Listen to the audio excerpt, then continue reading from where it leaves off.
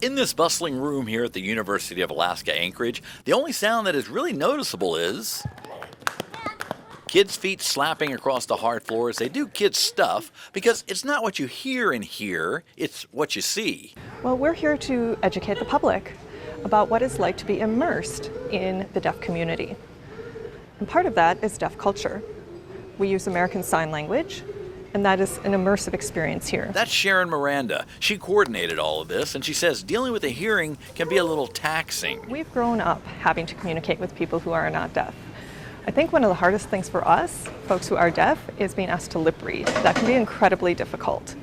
It's more polite to ask someone what is their preferred mode of communication. A simple question and courtesy can go a long way in winning friends in the deaf community. It even took me, a guy who's interviewed a lot of people, a teaching moment to get acclimated to the most basic of courtesies when it comes to dealing with the deaf. So this is a learning process. So the first thing I had to do, Sharon, was to learn to talk to Sharon, not talk to the interpreter, because I was referring to her as tell her as opposed to talk to her, right?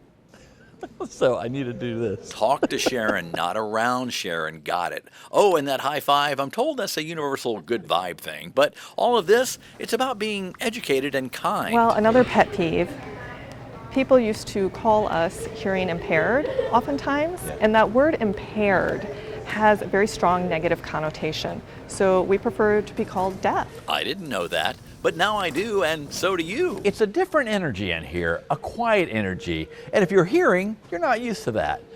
But if you're deaf, this is every day. And Sharon says deaf people, they deal with hearing people most of the time, so that makes these get-togethers with other deaf people just that more special. It can be just a sense of being deprived of having that social interaction, and then once you get together and just refresh and replenish, it can really feel invigorating. But even Sharon has to lay down the law when the silly kid kept running in front of the camera. Okay, 1 second. Come over here. To mommy. She's in trouble. What's in trouble? What's trouble?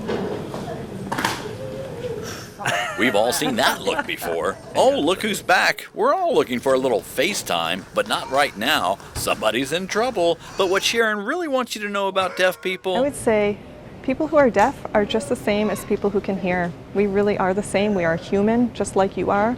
Our life experiences are the same as you. The only difference is we don't hear through our ears, we hear through our eyes. the deaf community. You look good. You look good. How do you say look good? How do you do that? How do you say look good? You look good. You look good. They are the Allgood News.